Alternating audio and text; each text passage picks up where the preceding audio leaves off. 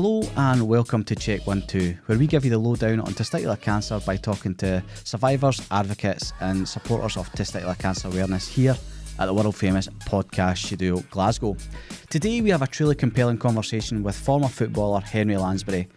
Many know him from his time on the pitch, but what most don't know is that privately he battled testicular cancer while playing for Nottingham Forest.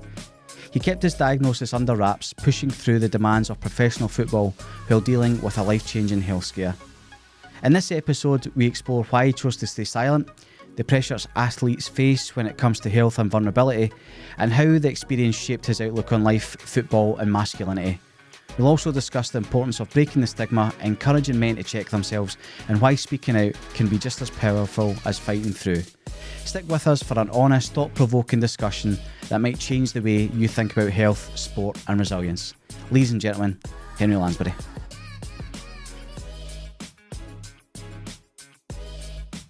So I think for first things first, if you just for those who don't know you, just introduce yourself and tell us a little bit about your testicular cancer story, and then I'll ask you some questions around that. So my name's Henri Lansbury. I'm an ex-professional footballer. Been around the leagues from League One, Championship to the Premier League. Played all the way through England internationals and through the youth setup to under 21s. I found a lump on my left testicle in 2016, and from the journey there, I had it taken out, and the rest is history, and produced kids after that. So, blessing in disguise. Yeah, definitely. And see, when you first felt that lump, was there a part of you that tried to kind of convince yourself that maybe it was nothing and that it was just like maybe just something that was innocuous more than anything? Yeah, 100%. I think any male puts their shield up and they think they're superhuman till, to be fair, I didn't actually know what it was. And obviously I had it for a couple of months until I actually told someone, because I was about to go on holiday, but in the back of my head, I was thinking I can't go on holiday with this worry of not telling anyone. And I think as soon as you tell someone, the difference in change, a shift from mentality wise is a major thing for me. Like, as soon as you find something you have to tell someone. It's the main thing. Sorry, can I just add, I've got builders in, so there might be a bit of banging and drilling, so I apologise. No, you're all right. No, you're totally fine. And I suppose as well, like how was that then? Like that, that initial period of finding it, was it something you acted quite quickly on? Did you, find that you've told somebody, and then did you go after you spoke to somebody and kind of thought, no, I need to get this checked? Was it something you acted quickly on? Well, what I actually did was I was going on holiday probably a week after I went down to the local hospital myself. I didn't want to tell football or anyone. I didn't even tell my partner at the time, didn't tell my mum and dad. I literally went down to the hospital and they said, oh, we can get you in probably about 3 weeks. And I was like, no, it's got to be done quicker. And at that point I was like, right, the only way I can get in is if I tell football. And I called them up straight away and they said, right, go here. They're going to scan you, take bloods, and then go from there. And I was quite lucky because literally I went there, had the checkout, and then had my bloods taken. And then as I was leaving, I got in my car. I had a call saying, go and pack a bag. You're going back in for the operation tonight. And they're going to take it out. Wow. And that must have been quite an incredible moment for you. It's going to be like, you're sitting there, you've just left, and then you're getting told you're going to have to come back in. What were your thoughts and feelings around that? Like, especially like you're at the kind of peak of your fitness as well in your playing career. Well, that was the thing. Like, I didn't have that long left on my contract. I think I had a year left on my contract, and it was like, oh, what's going to happen if I have this? Will it affect anything like that? So that mentally played on my mind. But the relief of it being so quick that it was over and done with, and it was out, and that was a major thing for me. But if I went back and did it again, the only thing I would do is I would tell someone as soon as I found that lump in the shower, instead of going home to my flat and I was just sitting there, just playing with it, touching it, thinking, what could this be? Why have I got a lump? Like, I'm not knowing anything about it. Sorry. Can you hear that, Yeah. baby? Yeah. Let's say it's okay, mate. So, see, when you were feeling your lump, did you have any other symptoms around it, or was it just this lump? Did you have any pain? Was there any kind of There was unusual no, swelling that you found? yeah, there was no pain, no swelling. I was just very tired. Right. And I was napping every day after training. I didn't usually nap, and I was like, oh, I feel like I need a nap after training. I don't know if that was Hmm. mentally draining me, knowing that I had it, or that was part of the symptoms. Um, but yeah, I'd tell someone straight away, get it over and done with. At Yeah. least your mental side, you can relax, and you're in better hands than yourself. I think that's the thing, eh? Like when you find something, even if it's not, you're not consciously thinking about it, you're going to still feel that that mental strain of it. Even like if you're, Yeah. it's going to tire you out, isn't it?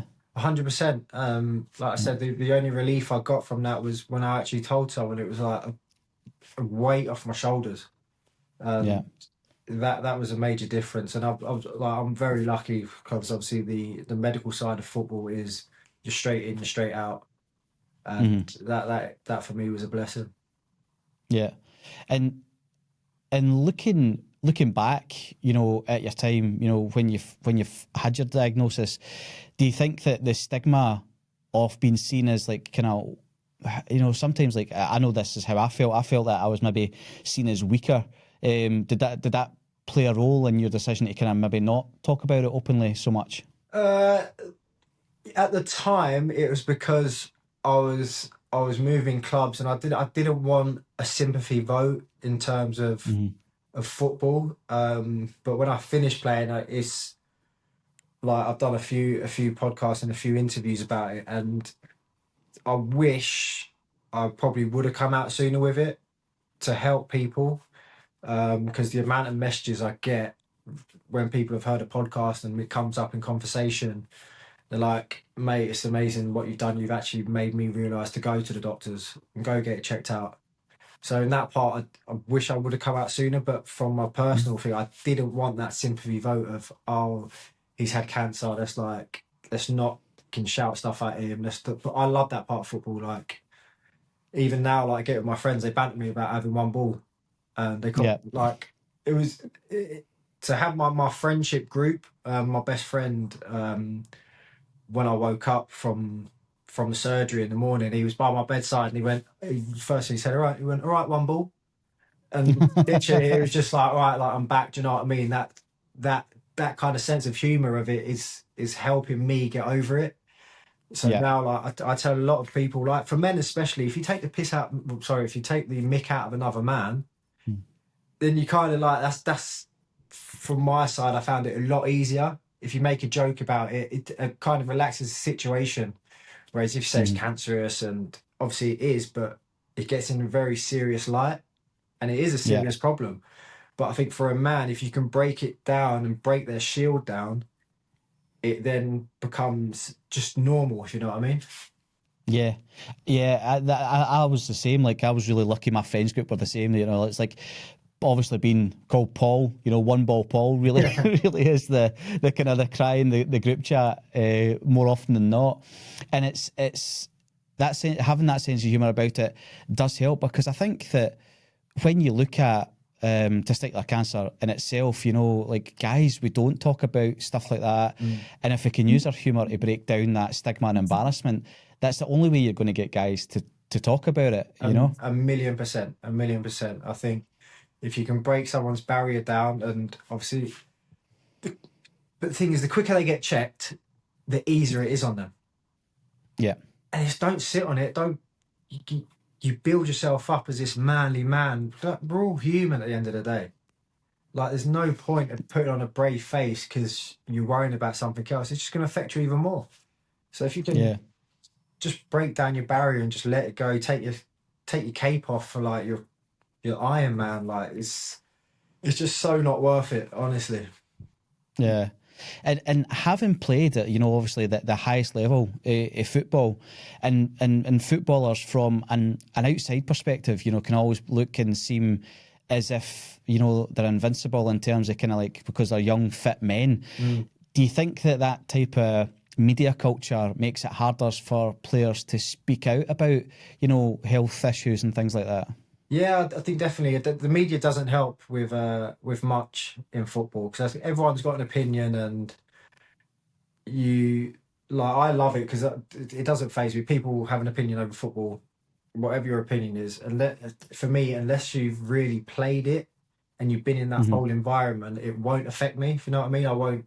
I'll bounce it back off you. I'll have a chat with you about it, but I'll bounce it differently compared to another ex-professional or a professional at the time. Yeah.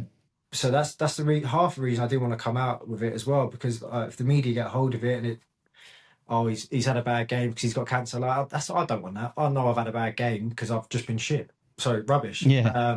No, you can see it, don't worry. Yeah, so it yeah, for the media to come out of anything, the boys in football now try and keep as much under wraps as possible, which is a shame because the media get Yeah. hold of anything and it's twisted whichever way. Yeah. And that must really impact, especially when you're going through a cancer diagnosis and you're such a high profile player. That how did that affect those around you? Obviously, telling like your close family and everything. How did your cancer diagnosis affect the people around you? My mum was obviously very worried. My partner at the time, everyone just got really worried about me, but I'm I'm quite a laid back person, so I'm a bit like what will be will be. And Yeah. the only thing I worried about was getting my next contract because it's all I Mm-hmm. knew in life was football, football, football. And obviously I had I was got offered the chemo at the time to go through with it, but I was like I can't. I'd need to know when I can get back training. Is the because it Mm-hmm. was during the off season, so I'd need to know when I could get back. And he was like, just wait for your stitches to heal, wait for everything to settle down a bit, your swelling, and then just build it up from there. So I was like, all right, perfect. And then, but from there, I knew I was getting checked every 3 months. My bloods were getting Mm-hmm. checked and my markers. So I was in quite a good place. But the only worry is when you date your checkup, going back and it's like waiting for the results. It's like a lot of things Mm-hmm. that and then again was a worry. But other than that, I don't. The touch wood, I've been clean and there's no more checkups now. Yeah, oh, brilliant. And obviously, like that physical recovery is like such a big thing. In your playing career, you've probably kind of had injuries and things like that you've had to recover from. But how different was it recovering from that type of surgery, especially being that the area that that kind of inguinal area? Yeah. What was your recovery like for that? It was just me taking my time and working with the physios. It wasn't nothing too strenuous. They were like, right, obviously you've been through a situation. They were quite very understanding about the mental side of it as well. But I'm very mentally strong. There's not much not much phases me. The only thing that winds me up are my kids. So it's like just let me feel myself, get back to where I want to get to, and then from there on we'll just keep checking it, keep an eye on it. So yeah, Yeah, probably mentally was the hardest battle but I was brilliant. I had the great group of lads around me, and but it's amazing because as soon as one person gets it, you go in the shower with the boys and everyone's checking like, how'd you check? How'd you check? And I was like, obviously just run your fingers around it, and when you're washing yourself, just make sure there's no abnormal lumps and bumps and stuff like that. So yeah. yeah. And it's so good though that the guys around you were like that as well. And we've been going into the kind of football clubs up here in Scotland. We've kind of been at Rangers, Celtic, Hearts, Hibs, Wraith Rovers, all these clubs that when we're trying to kind of give that advice, the talks always start like a little bit kind of uncomfortable, but see by Yeah. the end, the amount of guys that come up to you at the end and go, right, so how do you do that again? And you're Yeah. given the self check guides, and they really kind of pick up, especially when you mention like in the talks you mention people like yourself and Alan Stubbs and John Hart's and Sebastian Haller who have all went Yeah. through it, and you're able to kind of use you guys as prime examples of, look, you can have a normal footballing career and still talk about these things and look after yourself in that way. Yeah. Yeah, It's a mental thing for men. Yeah, It really is. It's the battle of just taking down the shield. I'd say it all the time. If you can get rid of the shield, then you're going to be in the best hands possible, and that's what everybody wants at the end of the day. You don't want to be walking around with like weight on your shoulder, thinking in the back of your mind, because it's always subconsciously there. You're always thinking about yeah, it when you have it. So to get rid of that weight, you just go and speak to someone, and if you don't know what to do, someone else in that field will know what to do. yeah. And you've talked about like your own mental toughness and like that you've always and your kind of laid backness, but did your perspective on football in general change after your diagnosis? Like, were you more passionate about the game, or did you have a kind of instance where you went, well, oh no, there's more to life. There's more that I want to achieve.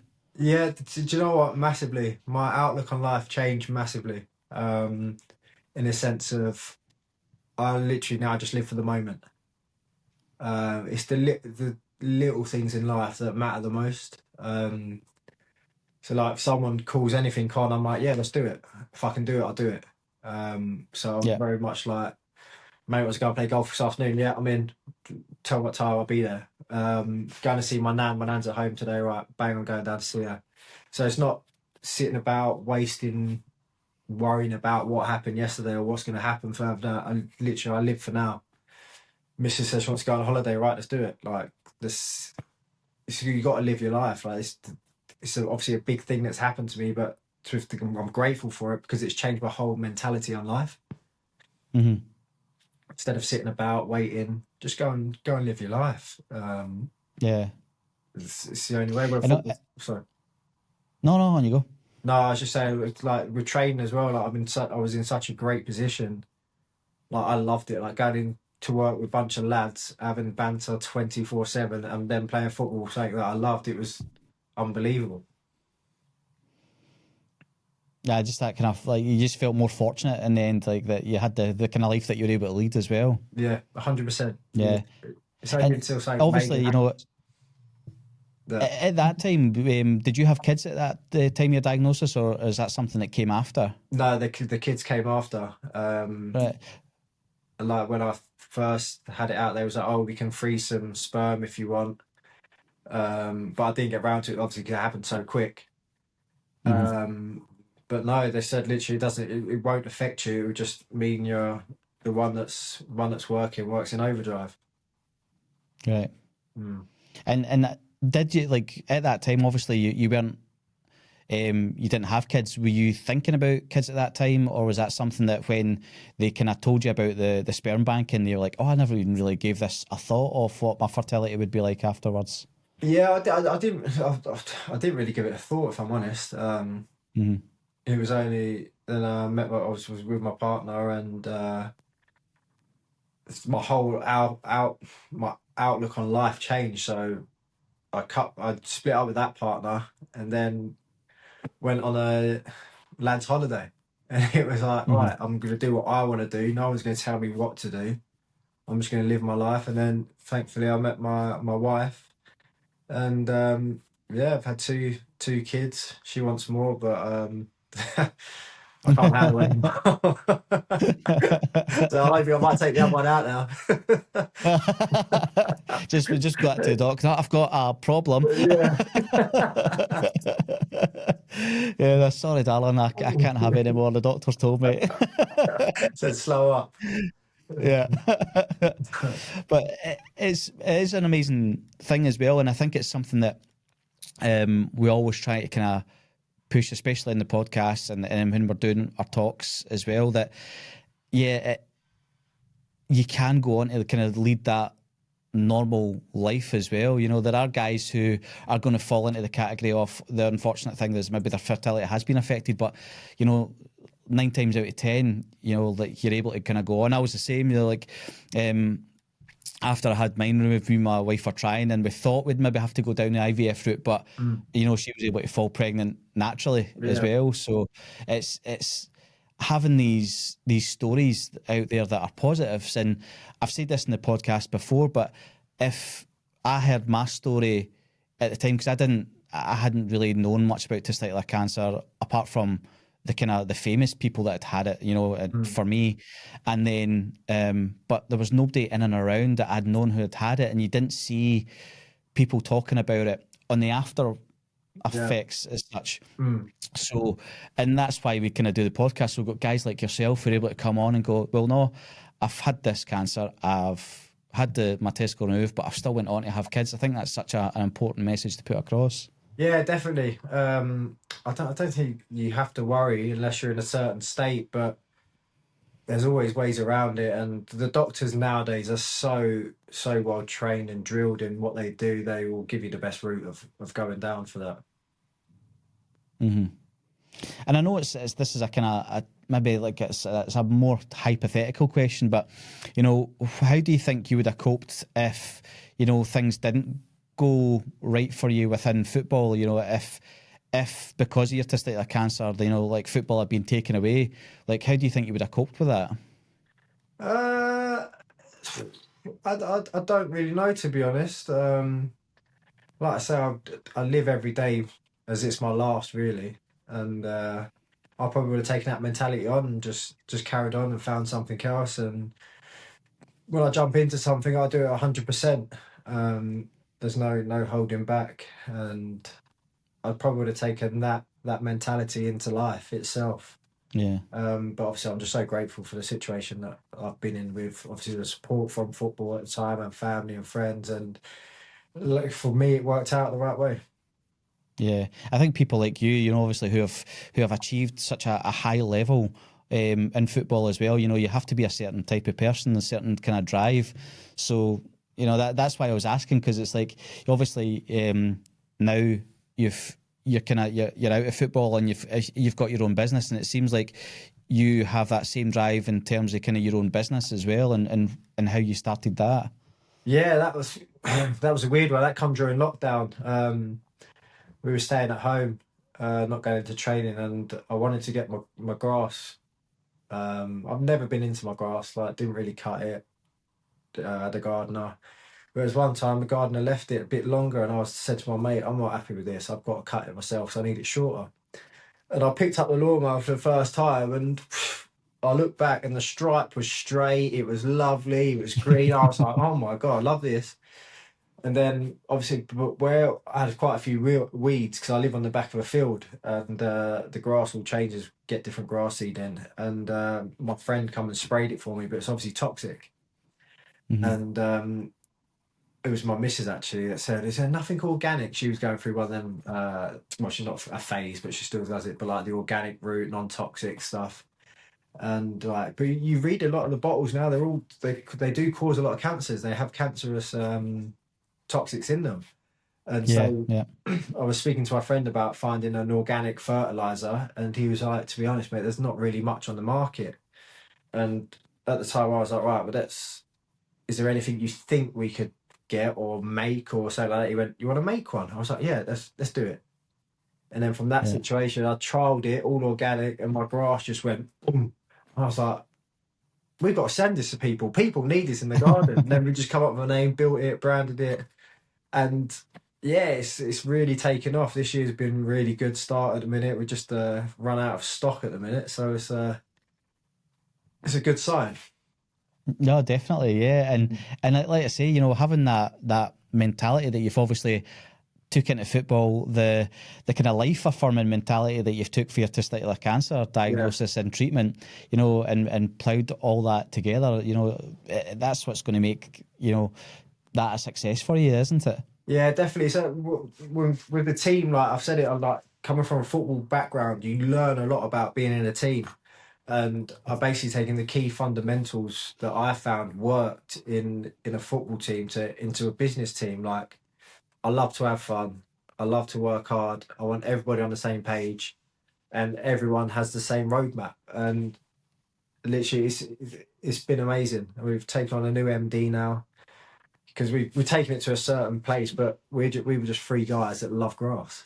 Yeah, We didn't yeah, know how to run a business at the time, and I started to listen to obviously podcasts, and you listen to the smartest people in the world and the ones that have made all the money, and they say you build a team that are smarter than you. And so this is where we've got the new MD and new secretary that all know how to handle business and sit back now. Obviously, be on the phone to them quite a lot, just running through stuff. But it's a great atmosphere to work in at the minute. And obviously, where I've left the football side of it, I wanted that kind of culture of like the banter culture, which is probably a bit harder in a business because football is ruthless. Yeah, I bet. Obviously, with the boys in the office and in the yard and that, it's you can be a bit more boyish than it's obviously sat at a desk in an office. So I just try to keep it like that mainly and keep it fun. Like I started it with fun, and so I want to continue that journey having fun, and I want the people to enjoy it who are working with us to have fun. Like no, it's everyone that loves grass. I want them involved in this because it's the best stuff. Honestly, it's the best. It's the most professional product you'll get on a retail market. You'll see all these brands, and I won't say their names because I don't like to give them any. Any credit, yeah. So like, I'm quite ruthless in that sense, and I'm like, right, let's take because you have to be ruthless in business, which is the same as football. But no, I've taken out, and I'm ruthless with it. It's our product is amazing. It's a professional product. It's used on football pitches in the Premier League, in the Championship, abroad, and the people need to be given this. It's not like the 4-in-1 you buy off the shelf that lasts for a couple of weeks, looks good, but if it doesn't rain, then it burns your lawn. No, it's amazing. It's amazing, honestly. Yeah. And obviously with that, you know, it's like you've got that like the organic side of it as well. It's like, you know, so like if you've got young, especially yourself, if you've got young kids and a family and you don't want to, I remember like when in our old house, we sprayed this weed killer down and it's like dogs and kids can't go through it. And you're going, well, what's the point of having grass? My kids and my dog can't go out on it. Yeah. No, I did the same. And now I spread the fertilizer while the dogs are walking next to me and it's hit them in the face. It goes over the kids' trampolines. They pick it up. They're like, oh, look at this. I'm going to feed the grass. And they throw it back on the grass. And I know deep down that it's not going to affect them, which is brilliant. And I know my grass is going to be unbelievable once it's all settled in. Yeah, brilliant. Sorry, I was just interested in the business side of it there for a second as well. So I'll try and kind of corral us back. But obviously now, like you're kind of, you know, post recovery, has there ever been a point where you felt the weight of your diagnosis leave you? Like, did you ever get to a point where you felt, that's it, it's done. I feel like that I can kind of move forward and only have positive things to say? Yeah, definitely. It's the more I spoke about it, the easier it gets. And I think you can tell by our conversation here, I'm very open with it. It left me quite soon actually after it. I think it was after my second year check. I think it goes to like 6 months and a year. So it's probably after when I was getting yearly, that's when it kind of left me. So probably for the first year it was every 3 months, and then it went to every 6 months. So that's still quite close because you're still looking at when my appointment was. But when it went yearly, I was like, then it's like after, is it 5 years? I think the percentage of it coming back is very, very low. So, but yeah, it was only like a couple of years. I think it drops back down to 2%, doesn't it? Yeah. So, not that I live on percentages, but it was. It's obviously because my mental state was quite good, and I had the right people around me, and I was quite lucky to not forget about it, but it wasn't a burden to me. Yeah. And what's, you know, one thing that for every kind of listener to the podcast who, you know, obviously this podcast is kind of unique in the way that it will likely be, you know, either somebody who's going through it or somebody who's maybe got somebody who is going through it. What would you want the kind of big takeaway from your experience that would help them through their journey, both somebody going through it and the people around them? So I think for the people going through it, I think you have to be mentally and so positively mentally to keep yourself going. And I think the people around you have to also be on the same wave as you. Like you could be down for one day, but you know that you've spoken about, you need to speak about it first of all. You need to go and get yourself checked out, 100%. And once them factors in, you know you're in the best hands possible. So yeah, it's just keeping yourself mentally bright. Don't let it drain you or get you down, because you're in the safest hands. So as soon as you feel something or don't feel right, just go and get it checked out. It's the easiest way to take that stress away from your life is to go and speak to someone. Yeah, that's exactly it. It's talking is always going to make things that little bit easier, isn't it? 100%. And when you're speaking to the right people, it makes such a difference. Such a difference. I think the biggest thing that we found in like trying to deal with football up here is that it's sometimes difficult to maybe get, because it's testicular cancer and because sometimes the stats don't reflect the impact that it can have on people's lives in terms of, because obviously the numbers are different from prostate cancer, for example. But if there was anything that you would say to the world of football and help and their help of trying to help spread awareness and dealing with charities like Cahonas and coming into the clubs and things like that, what advice would you give to the clubs who are maybe hesitant to kind of engage in testicular cancer awareness? They can't be, because it's a full team of men, and obviously I know there's women teams, but for the men, they need to do it. They need to just have the knowledge of how to check, because if they don't know how to check, how are they going to know what the problem is? So for clubs to be like, no, we're hesitant on it, it blows my mind. It really does, to keep everyone safe in a safe environment and catch something sooner rather than later. So for my advice to be clubs would have charities in, have yourselves in, and just go through it, because you never know, you could save one person, and that's all that matters. Yeah. Brilliant. No, thanks very much, and thank you so much for taking the kind of time out of your morning to talk to us and check 1 2 this morning, Henry. Honestly, it's been a pleasure talking to you, mate. Thank you for having me. And if there's anything you kind of like that you want to kind of tell about the kind of business at the end of this, like where people can find your product and things like that, honestly, feel free.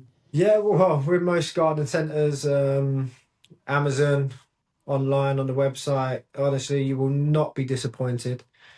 Just use it the right way, and you will have the best looking grass on your street. Brilliant. Like I say, mate, thank you so much for your time, and take care. Thank you for having me.